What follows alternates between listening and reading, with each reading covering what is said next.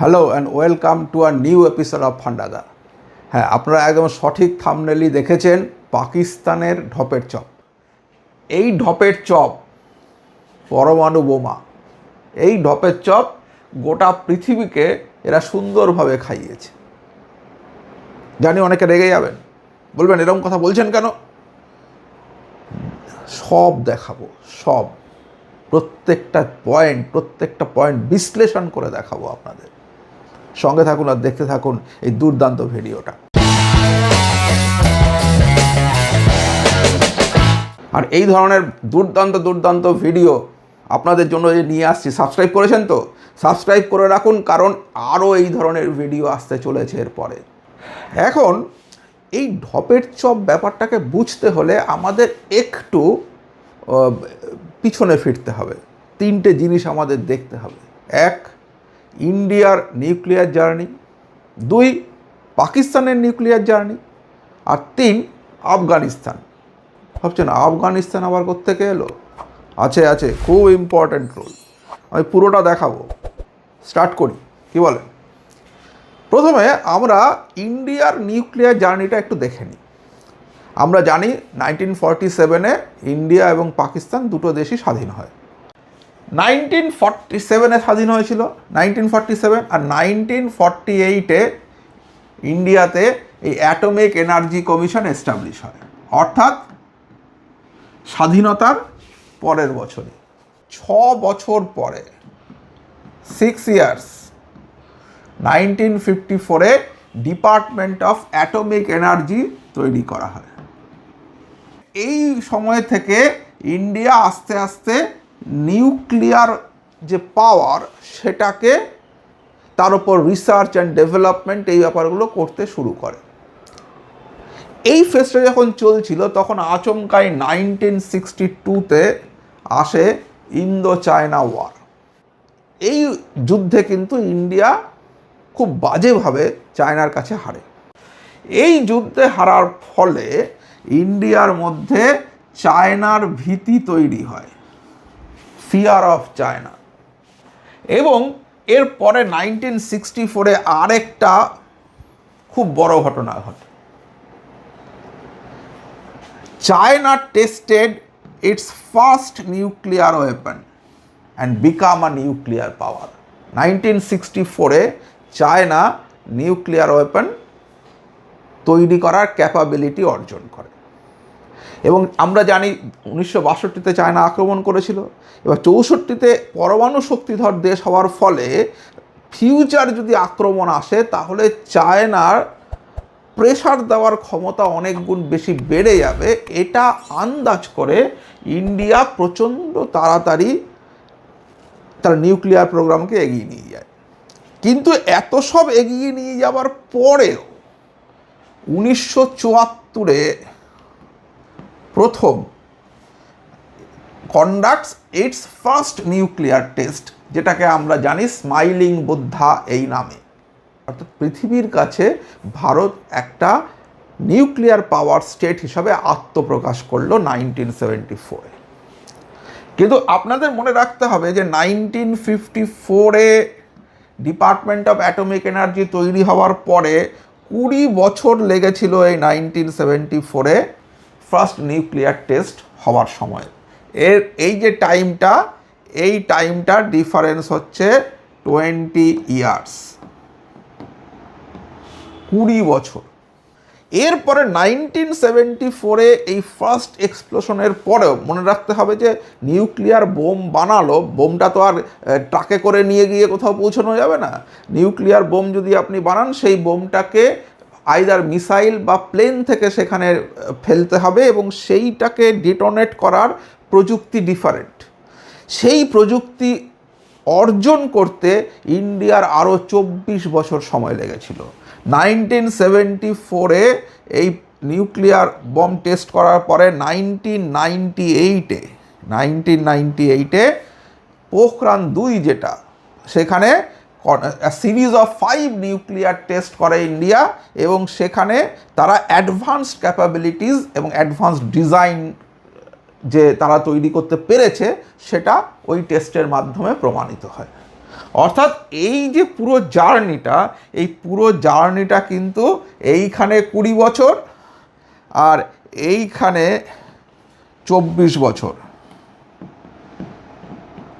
24 years, অর্থাৎ total journey কিন্তু প্রায় 44 বছরের।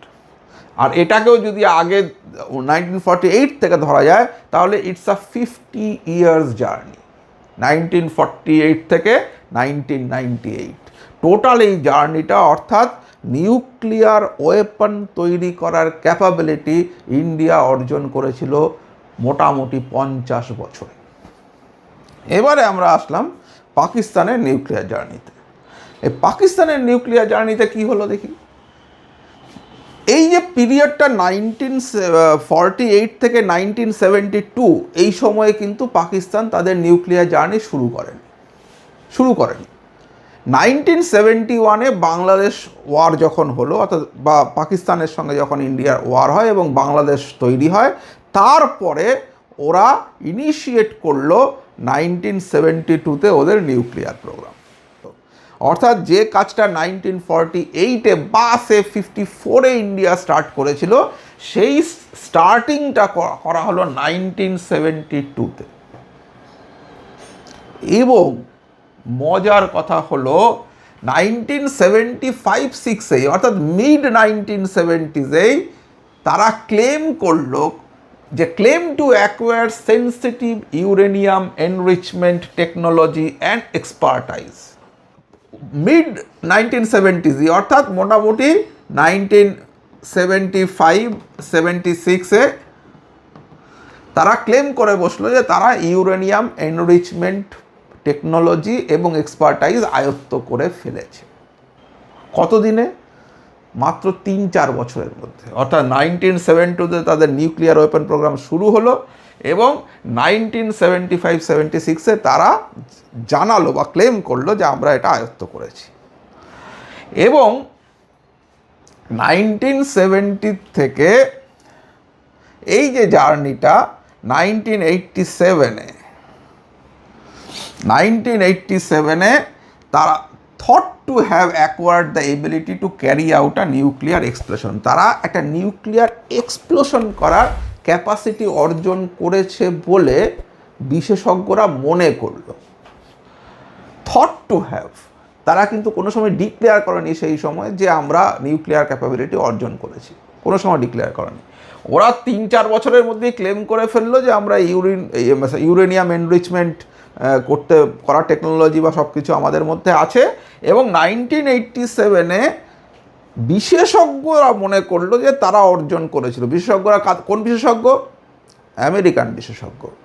এখানেই পরে আসছি, আসল খেলাটা তো ওই জায়গায়। আমেরিকান বিশেষজ্ঞরা এটা অনুমান করলো এবং প্রোপাগান্ডা তৈরি হলো যে তারা ক্যারি আউট আ নিউক্লিয়ার এক্সপ্লোশনের ক্যাপাবিলিটি বা এবিলিটি অর্জন করেছে। এরপরে আসলো 1998-এ, যেটা আমি এর আগের সাইডে দেখিয়েছি। 1998-এ পোখরান-2 ইন্ডিয়া করেছিল, যেখানে 5টা নিউক্লিয়ার এক্সপ্লোশন তারা করে বিভিন্ন মাপের, এবং তার মাধ্যম দিয়ে অ্যাডভান্স ক্যাপাবিলিটির টেস্ট করে দেখা হয়। এর মাত্র 15 দিনের মধ্যে, অর্থাৎ এই পোখরান-2 বিস্ফোরণের মাত্র 15 দিনের মধ্যে ওই 1998-এই পাকিস্তানও 6টা নিউক্লিয়ার টেস্ট করলো, যেটা চাগাই-1 এবং চাগাই-2-তে, এবং ক্লেম করলো to become an overt nuclear power. অর্থাৎ তারা ক্লেম করলো আমরাও এখন ফুললি নিউক্লিয়ার ক্যাপাবল, ক্লেম হলো। এই অবধি ক্লিয়ার। এবারে আসি এর তৃতীয় যে পয়েন্ট, সেখানে আফগানিস্তান। খুব ইম্পর্টেন্ট। এবার আফগানিস্তানের হিস্ট্রিটা আমি এখানে খুব ডিটেলে যাব না। আমি এইটার লিঙ্ক, এটা অ্যাকচুয়ালি কিন্তু জেমিনাই থেকে কোয়ারি করে নেওয়া। আমি সেই কোয়ারি এবং তার অ্যান্সার আমি এটা ডেসক্রিপশন বক্সে তার লিঙ্ক দিয়ে দেবো, আপনারা দেখে নিতে পারেন। আমি জাস্ট ছুঁয়ে যাচ্ছি। আফগানিস্তানে কি হয়েছিল 1973-তে, মনে রাখবেন 1972-তে কিন্তু নিউক্লিয়ার প্রোগ্রাম অ্যানাউন্স করলো পাকিস্তান, এবং শুরুতে তারা চায়নার কাছে গিয়েছিল। চায়না তাদেরকে একদম কোনো সাহায্য করেনি, লাথি মেরে বের করে দিয়েছিল। এবারে 1973-তে আফগানিস্তানে একটা ঘটনা ঘটল। ওখানে যে এক্সিস্টিং রাজা ছিলেন কিং জাহির শাহ, ওনাকে উৎখাত করে তার x prime minister Mohammad Daud Khan, তিনি রিপাবলিক অফ আফগানিস্তান এস্টাবলিশ করে, অর্থাৎ কু হয় সেখানে। এইবারে এইখানে একটা ব্যাপার ছিল, এই যে দাউদ খান, মোহাম্মদ দাউদ খান, ইনি এই যে কুটা করেছিলেন, শোনা যায় ইনি রিলাই করেছিলেন সোভিয়েত মিলিটারি অ্যান্ড পলিটিক্যাল ফ্যাকশনসের উপরে। এটা খুব ইম্পর্টেন্ট, সোভিয়েত মিলিটারি। এবং 1973 মানে তখন কিন্তু কোল্ড ওয়ার, আমেরিকা আর এখনকার রাশিয়া, তৎকালীন সোভিয়েত ইউনিয়ন, তাদের মধ্যে একটা কোল্ড ওয়ার চলছে। সেই কোল্ড ওয়ারে আফগানিস্তানে এই ঘটনাটা ঘটল।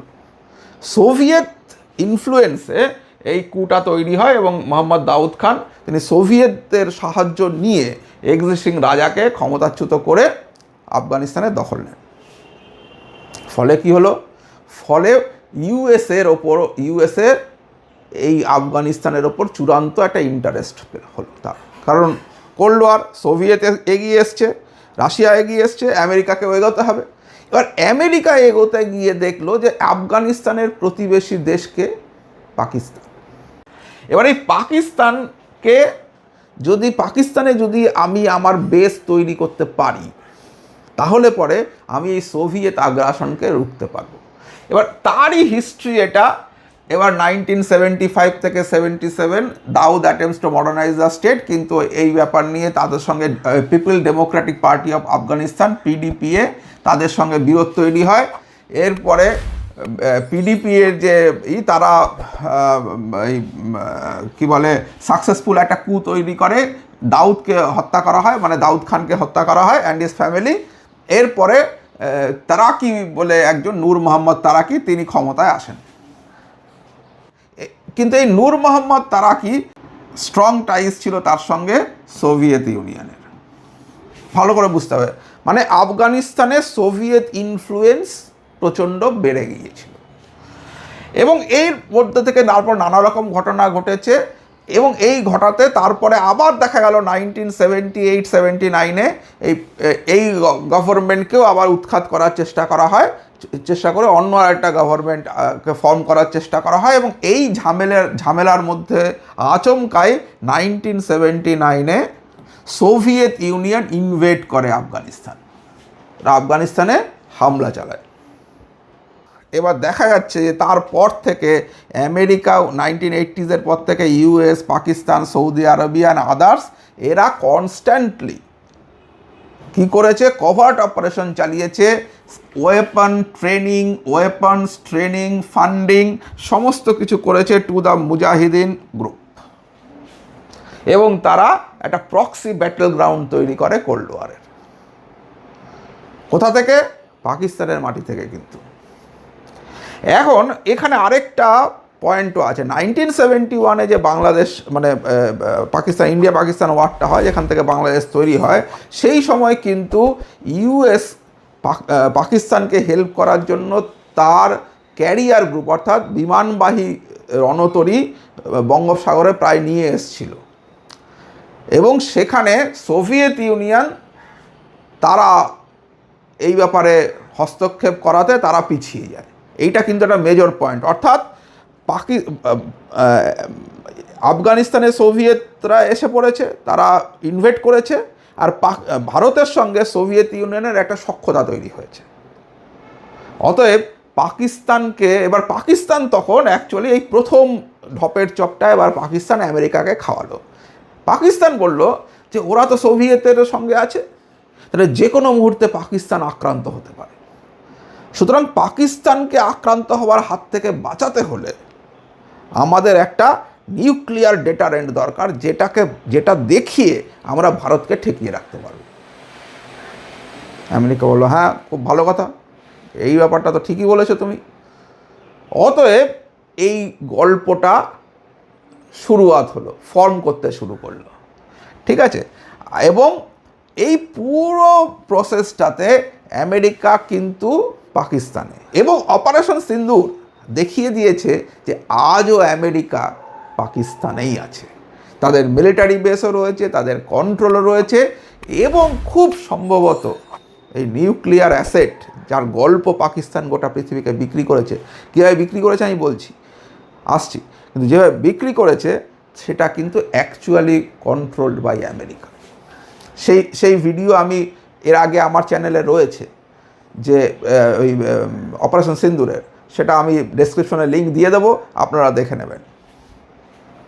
এবার এই যে ব্যাপারটা, এবার দেখুন তাহলে তিনটে আমরা পেলাম, এক হচ্ছে ইন্ডিয়ার জার্নি, পাকিস্তানের জার্নি, আর আফগানিস্তানের ঘটনা।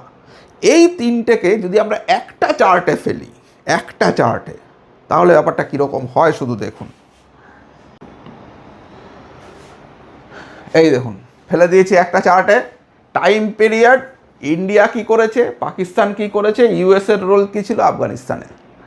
এইটাতেই আপনার কাছে জলের মতো পরিষ্কার হয়ে যাবে। দেখুন 1948 থেকে 1954 এই সময়টায় এই ইন্ডিয়া কিন্তু অলরেডি অ্যাটমিক এনার্জি নিয়ে কাজ শুরু করে দিয়েছে। 1962 থেকে 64 এই সময়ের মধ্যে তারা নিউক্লিয়ার ডেটারেন্ট স্টেট হওয়ার লক্ষ্যে এগোতে শুরু করেছে, কারণ 1962-তে অলরেডি ইন্দো চায়না ওয়ারে ইন্ডিয়া ঘা খেয়েছে। এবং 1964-এ আরেকটা ঘটনাও ঘটেছিল, সেটা হচ্ছে 1964-এ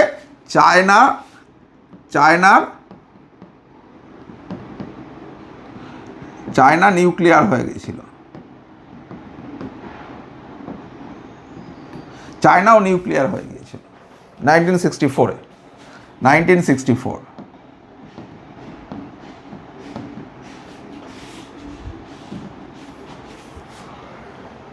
এতে কি হলো, ইন্ডিয়া তার নিউক্লিয়ার প্রোগ্রামকে আরও এগিয়ে নিয়ে গেল, এবং 1972-তে ইন্ডিয়া, বলা হয় যে গোটা বিশ্বের পরমাণু বিশেষজ্ঞরা বুঝলো যে নিউক্লিয়ার ওয়েপন বানানোর ক্যাপাবিলিটি ইন্ডিয়া অর্জন করেছে 1972-তেই কিন্তু। আর এই 1972-তে পাকিস্তান ইনিশিয়েট করলো তার nuclear programme by Zulfikar Ali Bhutto, খুব ইম্পর্ট্যান্ট। 1972-তে ইনিশিয়েট করার পরেই 1974-এ যখন ফার্স্ট নিউক্লিয়ার টেস্ট হলো পোখরানে, স্মাইলিং বুদ্ধা, তারপরে 1975-এই পাকিস্তান ক্লেম করলো যে তাদেরও ইউরেনিয়াম এনরিচমেন্ট টেকনোলজি আছে, যেটা ডক্টর আব্দুল কাদির খানের সাহায্যে তৈরি করা হয়েছিল। এখন অনেকে বলে এটা চুরি করে আনা হয়েছিল, অনেকে বলে ইউএসএ দিয়েছিল, আমরা এই বিষয় নিয়ে পরে অন্য ভিডিওতে আলোচনা করব, কিন্তু উনি এই ব্যাপারটার মধ্যে ছিলেন, এই ব্যাপারে কোনো সন্দেহ নেই। এখন এইখানেই হচ্ছে ব্যাপার যে মাত্র এই সময়টুকুর মধ্যে 1972 আর 1975-এর মধ্যে ইউরেনিয়াম এনরিচমেন্ট টেকনোলজি পাকিস্তান পেল কী করে? অনেকে বলতে পারেন কেন, তখন টেকনোলজি অ্যাডভান্সড হয়ে গেছে, তারা পারতেই পারে। আমি আপনাদের শুধু একটা কথাই বলবো, ইরান বিগত 30 বছর ধরে চেষ্টা করে যাচ্ছে, 30 ইয়ার্স, এখনও তারা ওয়েপন গ্রেড ইউরেনিয়াম বানাতে পারেনি। ওয়েপন গ্রেড ইউরেনিয়াম এনরিচমেন্টের থেকে তারা একটু দূরে আছে, 30 বছর লেগেছে, 30 ইয়ার্স। আজকের দিনে দাঁড়িয়ে 2025-এ টেকনোলজি যতই এগোক, ইউরেনিয়াম এনরিচমেন্ট এটা ওই ভাতের হাঁড়িতে ভাত বসানোর মতন নয়। তার জন্য যে ইনফ্রাস্ট্রাকচারটা লাগে সেটা তৈরি করতে একটা দেশের 10 থেকে 15 বছর লেগে যায়, কারণ সেটা তো আর খোলা জায়গার মধ্যে থাকবে না, সেটা প্রচণ্ড একটা সিকিওর জায়গার মধ্যে থাকে।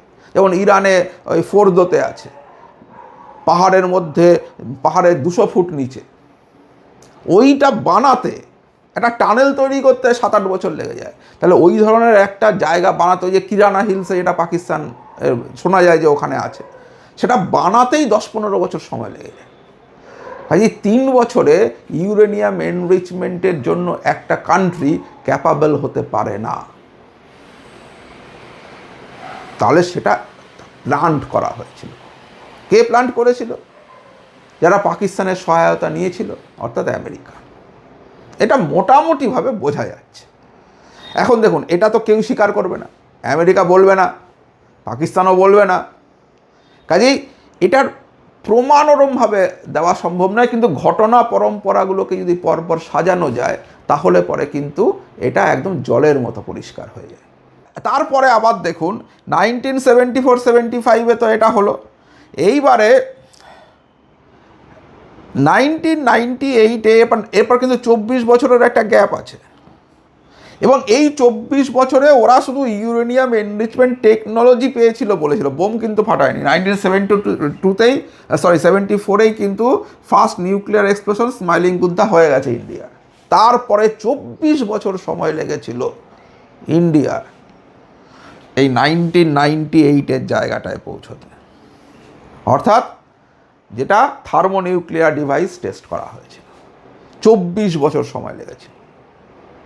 বলা হয় 1996-এ একবার ট্রাই করা হয়েছিল, তাহলেও 22 বছর তো লেগেছিল, 20 বছর লেগেছিল। হোয়ারাস পাকিস্তান কিন্তু কোনো টেস্ট আগে করেনি, কোনো নিউক্লিয়ার এক্সপ্লোশনের গল্প তাদের নেই। তারা ক্লেম করছে 1987-এ claim to have ability for nuclear explosion, claim, actually তারা কিন্তু করেনি কথা। তারা আচমকাই একদম অ্যাডভান্স টেস্ট করে বসলো, এবং সেটাও 1998-এ পোখরান 2 হওয়ার মাত্র 15 দিনের মধ্যে 6খানা বোধহয় নিউক্লিয়ার টেস্ট করেছিল উইদিন 15 ডেজ। এবং এই সময়ও ইউএসের রোল কোথায়? আফগানিস্তানে। দেখুন এই যে পিরিয়ডটা 1979-1992, এই সময় তারা প্রক্সি ওয়ার করছে রাশিয়ার এগেনস্টে উইথ হেল্প অফ পাকিস্তান। আর এই যে 1998-এ তখনও কিন্তু আমেরিকা পাকিস্তানে তখন মুজাহিদিন ফেস চলছে, মুজাহিদিনদের অস্ত্র সব কিছু দিয়ে আফগানিস্তানে পাঠিয়ে দেওয়া হচ্ছে লড়ার জন্য। এবং আজকের দিনে দাঁড়িয়েও আমেরিকা সেই পাকিস্তানেই আছে। অতএব এইখান থেকেই বোঝা যাচ্ছে যে 1998-এ পোখরানের পরে ওরা যে 5খানা নিউক্লিয়ার টেস্ট করেছিল, সম্ভবত সেই টেস্টটা অ্যাকচুয়ালি করেছিল আমেরিকা, কিন্তু প্রোপাগান্ডাটা করা হয়েছিল যেটা পাকিস্তান করেছে, কারণ ইন্ডিয়ার থেকে একটা ডিটারেন্ট, তারা নিউক্লিয়ার ডিটারেন্ট তারা চাইছিল, অর্থাৎ ইন্ডিয়া যাতে দুম করে পাকিস্তানে কিছু করতে না পারে, কারণ ওই নিউক্লিয়ারের ভয়। কারণ আমরা জানি 1998-এ এটা করার পর 1999-এই কার্গিল ওয়ার হয়, এবং কার্গিল ওয়ারে ইন্ডিয়া কিন্তু এলওসি ক্রস করতে পারেনি, কারণ এই ডিটারেন্টটা তাদের কাজ করছিল যে পাকিস্তানের কাছেও পরমাণু অস্ত্র থাকতে পারে। এবং এটা খুব সম্ভবত ইউএসের প্লান্টেড প্রোপাগান্ডা, খুব সম্ভবত। এবং এখানে পাকিস্তান কি বেঁচেছে? আমেরিকার থেকে তারা নিউক্লিয়ার ডিটারেন্টের প্রোপাগান্ডাটা নিয়েছে, আর বেঁচেছে সমস্ত মুসলিম দেশগুলোতে। তারা গিয়ে বলেছে যে এই যে বোম, এ হচ্ছে ইসলামিক বোম, সুতরাং তোমরা টাকা দাও। টাকা দিয়েছে সৌদি আরব, কাতার, বাহরাইন সহ সমস্ত ইসলামিক কান্ট্রিগুলো। অর্থাৎ বোম নিজেরা বানালাম না, আমেরিকার থেকে নিলাম নিজের জমি জায়গা ধার দিয়ে বা বিক্রি করে, what ever be the thing, জানি না। এবং তারপরে বোম আমরা বানিয়েছি বলে টাকা তুলে নিলাম বিভিন্ন ইসলামিক কান্ট্রিগুলো থেকে, এবং সেই টাকা ইউজ করা হলো জেহাদি তৈরি করাতে, ভারতের মাটিতে সন্ত্রাসবাদী কার্যকলাপ চালানোর জন্য। এইটা হচ্ছে টোটাল প্ল্যান। এবং কেন আমি বলছি বারবার করে যে ইউএসের এটা প্রোপাগান্ডা, তার কারণ আপনাকে এটা বুঝতে হবে যদি আপনি অপারেশন সিন্দুরে এবার ঢোকেন। গিয়ে অপারেশন সিন্দুরে কি হয়েছিল? অপারেশন সিন্দুর যখন শুরু হয়, যখন ইন্ডিয়া রিটালিয়েট করে, তখন JD Vance, vice president of USA, তিনি 24 ঘন্টা আগে স্টেটমেন্ট দিয়েছিলেন, JD Vance Sage US to stay out of India পাক কনফ্লিক্ট, যে আমরা ভাই ইন্ডিয়া পাকিস্তানের মধ্যে পড়তে চাই না, ওরা নিজেদের ব্যাপার যা করছে ইউএস এর মধ্যে নেই।